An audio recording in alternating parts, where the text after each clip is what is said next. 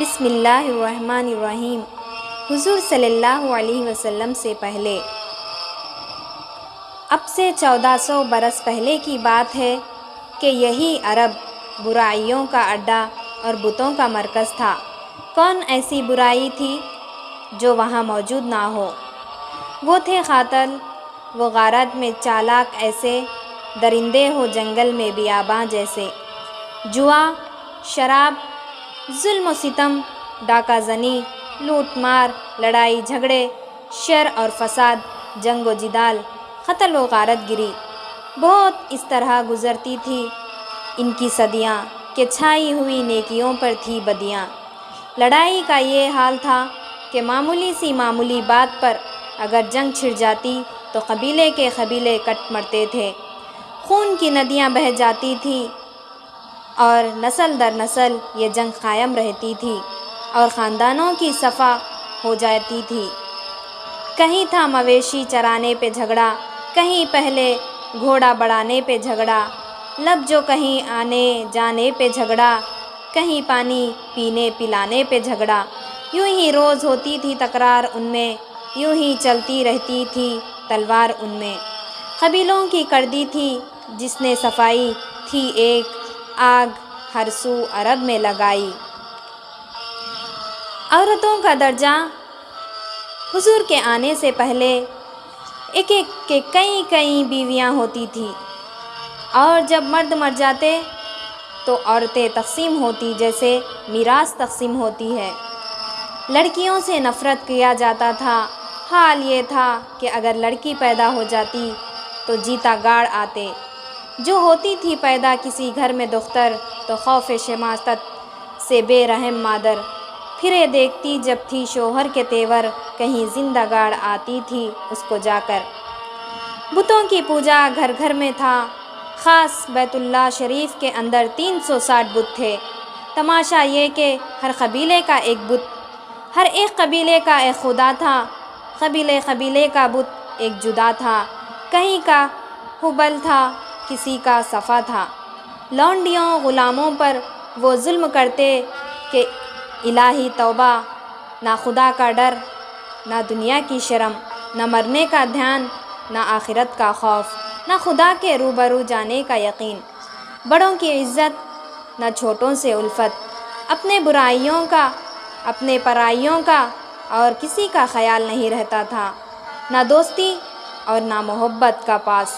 مگر جہاں ساری برائیاں تھیں وہاں کچھ خوبیاں بھی ایسی تھیں جو بے مثال تھی۔ وہ یہ کہ انتہائی سخت، بے حد مہمان نوازی، بڑے ہی جفا کش، انتہائی بہادر، وعدے کے سچے، قول کے پکے، جان آئے نہ جہاں جائے۔ بہادری کا یہ عالم تھا کہ تلواروں کی چھاؤں میں جان دینا ان کے بائیں ہاتھ کا کھیل تھا۔ خیر، عرب والے جیسے کچھ تھے، لیکن عرب خود اپنی ذات سے تو وہی عظمت والا ملک تھا جس کا سکہ چار دنگ عالم پر چھایا ہوا تھا، جس کی شہرت دور دور پہنچی ہوئی تھی۔ اسی ملک عرب میں ایک حجاز قریش کا شریف خاندان آباد تھا۔ یہ قریش حضرت اسماعیل علیہ السلام کی اولاد میں تھے جو مکہ معظمہ میں پیدا ہوئے اور یہیں پلے بڑھے۔ حضرت اسماعیل علیہ السلام کی اولاد عرب کے تمام اطراف میں پھیلی ہوئی تھی، لیکن قریش کا خاندان جو ان کی اولاد میں نامور خاندان تھا وہ خاص مکہ معظم ہی میں بیت اللہ شریف کے ارد گرد آباد تھا۔ یہی کنبہ کعبہ کا متوالی تھا۔ قریش کے بعد قریش کا قبیلے میں کئی بڑے بڑے خاندان تھے، ان میں ایک خاندان بنی ہاشم کا تھا۔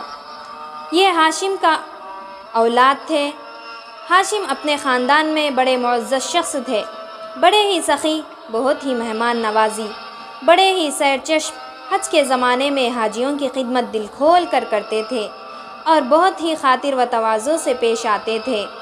حضرت اسماعیل علیہ السلام کی اولاد میں جس طرح قریش ممتاز تھے، اسی طرح قریش کے تمام افراد میں ہاشم ممتاز تھے۔ حضرت ابو طالب ہاشم نے اپنے شادی مدینہ طیبہ میں بنو نجار کے خاندان میں کی تھی۔ ان میں ایک لڑکا پیدا ہوا جس کا نام شیبہ رکھا۔ یہی شیبہ بعد میں ابو طالب کے نام سے مشہور ہے، جو پیارے نبی کے دادا ہے۔ یہ اپنے باپ ہاشم کے جانشین تھے۔ ہاشم کے بعد کعبہ کا سارا انتظام انہی کے سپرد ہوا۔ کعبہ کی دیکھ بھال یہی کرتے تھے اور دور سے آنے والے حاجیوں کے کھانے اور ٹہلنے کا انتظام بھی کیا کرتے تھے۔ ایک کام سب سے بڑا انہوں نے یہ کیا کہ حضرت اسماعیل علیہ السلام کے زمانے کا وہ کنواں جس کو زمزم کہتے ہیں، لوگوں کی لاپرواہی سے درہم برہم ہو گیا تھا، اس کو صاف کرا کے لوگوں کے لیے عام کر دیا۔ یہ وہی کنواں ہے کہ جب لوگ حج کے لیے جاتے ہیں تو ان کا پانی پیتے ہیں اور اس کا تبرک اپنے عزیزوں اور دوستوں کے لیے لاتے ہیں۔ ابو طالب کے 10 بیٹے تھے، جن میں 5 لڑکے چند اسباب کی بنا پر مشہور ہوئے، جیسے حضرت حمزہ رضی اللہ تعالیٰ عنہ، حضرت عباس رضی اللہ تعالیٰ عنہ، ابو طالب، ابو لہب، عبداللہ۔ حضرت حمزہ رضی اللہ تعالیٰ عنہ اور حضرت عباس رضی اللہ تعالیٰ عنہ اسلام لا کر مشہور ہوئے۔ عبداللہ حضور صلی اللہ علیہ وسلم کے والد ہونے کی وجہ سے، ابو طالب حضور کی پرورش اور محبت کی وجہ سے مشہور ہے، اور ابو لہب حضور صلی اللہ علیہ وسلم سے دشمنی کی وجہ سے مشہور ہے۔ عبداللہ اپنے باپ کے بہت محبوب اور پیارے بیٹے تھے۔ ان کی شادی قبیلہ قریش کے ایک بڑے شریف گھرانے میں ہوئی۔ ان کی بیوی کا نام بی بی آمنہ تھا۔ شادی کے چند مہینوں کے بعد عبداللہ کا انتقال ہو گیا، لیکن انتقال سے پہلے اپنی ایک نشانی جو رشک آفتاب اور رشک مہتاب بنی بی بی آمنہ کو دے گئے۔ نبی کریم صلی اللہ علیہ وسلم کی ولادت واقعہ اصحاب فیل کے 40 دن کے بعد ربیع الاول کی 12 تاریخ دوشنبہ کے دن صبح صادق کے وقت بی بی آمنہ کے بچہ پیدا ہوا۔ مرحوم باپ کی نشانی عالم وجود میں آئی، عرب کی سوتی بستی جاگ اٹھی، اندھیری دنیا جگمگا گئی، اندھیری بستی میں آفتاب رسالت جلوہ گر ہوئے۔ پیدائش کے 7ویں دن آپ صلی اللہ علیہ وسلم کے دادا ابو طالب نے اپنے اس در یتیم پوتے کی خوشی میں قریش کے بڑے بڑے لوگوں کی دعوت کی اور محمد صلی اللہ علیہ وسلم کا نام رکھا۔ عرب کا دستور تھا کہ شریف اور دولت مند گھرانے کی عورتیں اپنے بچوں کو داعیہ کے سپرد کر دیتی تھی تاکہ بچے گاؤں کی ہواؤں میں تندرست اور توانا ہو۔ وہ دائیاں بچے کو اپنے گاؤں لے جا کر ان کی پرورش کرتی تھی۔ اس سال بھی عرب کے دستور کے مطابق گاؤں گاؤں سے بہت سی دائیاں بچے لینے کی خاطر مکہ معظمہ آئی۔ ان میں ایک دائی حلیمہ سعدیہ بھی تھی۔ جب دائیوں نے جلدی جلدی خوشحال گھرانوں کے بچوں کو لے لیا، دائی حلیمہ کی سواری بہت مریل تھی، بہت بیمار تھی، اس لیے وہ سب کے لیے سب کے بعد پہنچی۔ اب ان کے سوا اس یتیم بچے کو لینے کے سوا اور کچھ نہیں تھا۔ مجبوراً ان کو لے لیا اور چلے، مگر دل میں بہت رنجیدہ کہ اس یتیم سے ہم کو کیا فائدہ ہوگا۔ لیکن قدم قدم پر جو اللہ کی رحمتیں اور برکتیں اس بچے کے طفیل نازل ہوئی تو ان کی آنکھیں کھل گئی، ان کے دل میں خوشی اور مسرت کی لہر دوڑ گئی، سارا رنج خوشی میں تبدیل ہو گیا۔ جب 2 برس کی مدت پوری ہو گئی تو دائی حلیمہ اس مبارک بچے کو لے کر مکہ معظمہ میں آئی۔ مکہ معظمہ میں ان دنوں میں وبا پھیلی ہوئی تھی، اس لیے بی بی آمنہ نے پھر آپ کو واپس کر دیا۔ بچپن میں لڑکے کھیل کود کے بہت شائق ہوتے ہیں، بہت شوقین ہوتے ہیں، لیکن آپ اس چھوٹی سی عمر میں بہت بڑے بڑے کام کیا کرتے تھے، تمام لڑکوں سے بالکل الگ تھے، کھیل کود لڑائی جھگڑے سے کوسوں دور تھے، ہاں کام کاج میں سب سے آگے۔ اس چھوٹی سی عمر میں بہت سے چھوٹے موٹے کام بی بی حلیمہ کے کر دیا کرتے تھے۔ اپنے رضائی بھائیوں کے ساتھ جنگل بکریاں چرانے جاتے تھے۔ ایک دن اتفاق سے ایسا ہوا کہ ایک دن آپ جنگل کے سفر کے لیے چلے گئے۔ حسب دستور اپنے رضائی بھائیوں کے ساتھ بکریاں چرا رہے تھے۔ ناگواں دو سفید پوش آدمی آئے اور آپ کو اٹھا کر آپ کا سینہ مبارک چاک کر دیا۔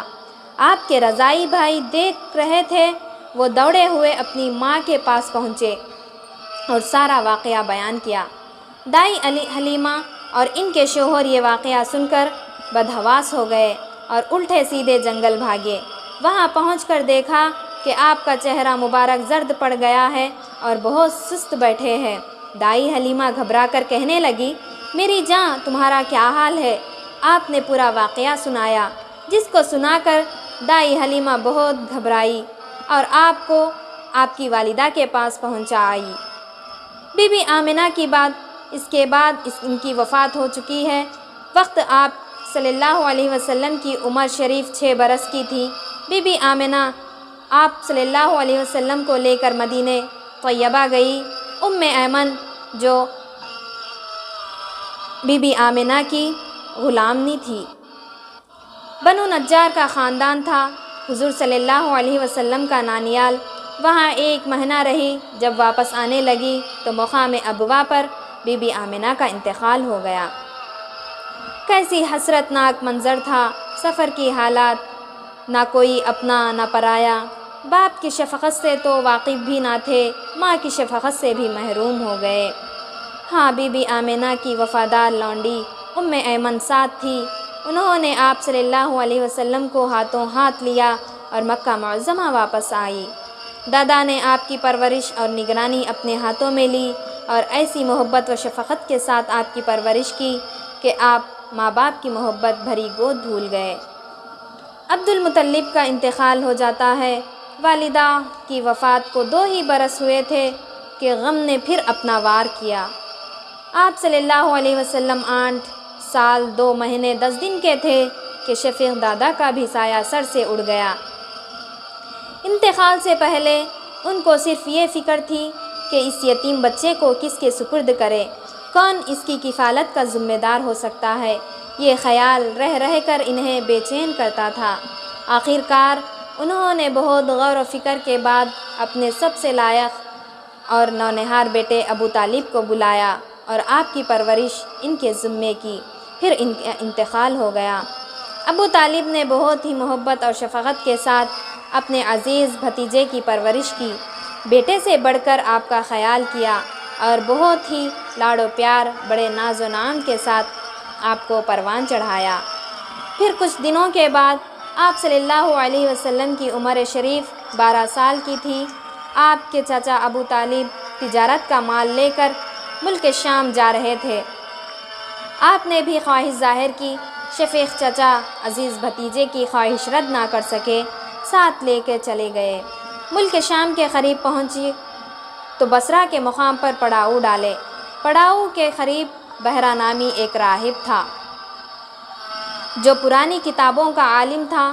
ان پرانی کتابوں یعنی تورات، زبور، انجیل وغیرہ، اس میں انہوں نے پڑھا تھا کہ نبی کی پوری نشانیاں جو لکھی ہوئی تھی۔ اس راہب نے حضور صلی اللہ علیہ وسلم کے اندر پائے اور دیکھتے ہی پہچان لیا۔ ابو طالب سے پوچھا، یہ کس کا لڑکا ہے؟ ابو طالب نے کہا، میرا بھتیجا ہے۔ راہب نے کہا، تمہارا بھتیجا دنیا کا وہی آخری نبی اور عظیم الشان پیغمبر ہے جس کی خبر تورات اور انجیل وغیرہ میں دی گئی ہے۔ دیکھو، اس ملک کے یہودی اس کے جانی دشمن ہے، بہتر ہے تم اس کو یہیں سے واپس کر دو۔ اگر انہوں نے دیکھ لیا اور پہچان گئے تو بس مار ڈالیں گے۔ ابو طالب نے یہ سن کر فوراً آپ کو مکہ معظمہ واپس کر دیے۔ اس کے بعد عرب کے لوگ بڑے لڑنے والے تھے، بات بات پر قتل و خون کی نوبت آ جاتی تھی اور پھر برسوں قائم رہتی تھی۔ ان لڑائیوں کی وجہ سے کسی کو ایک دن بھی چین سے بیٹھنا نصیب نہ ہوتا تھا۔ صبح اگر بہتر ہے تو شام کی خیر نہیں، اور شام اگر بہتر ہے تو صبح کی خیر نہیں۔ شام امن و عافیت سے گزر گئی تو صبح کی خیر نہیں رہتی تھی۔ آئے دن یہی قصے ہوتے رہتے تھے۔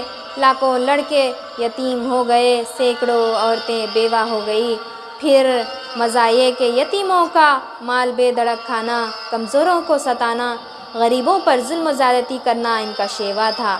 یہ حالات دیکھ کر حضور صلی اللہ علیہ وسلم کو صدمہ ہوتا تھا اور وہ اس فکر اور سوچ میں رہتے کہ کون سی ایسی ترکیب کرے کہ یہ ظلم و زیادتی ختم ہو اور لوگ امن و امان کی زندگی گزارے۔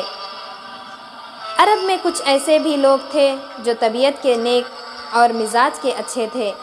انہوں نے آپس میں مشورہ کر کے ایک انجمن قائم کی جس کا مقصد صرف یہی تھا کہ ظلم و زیادتی کو روکا جائے۔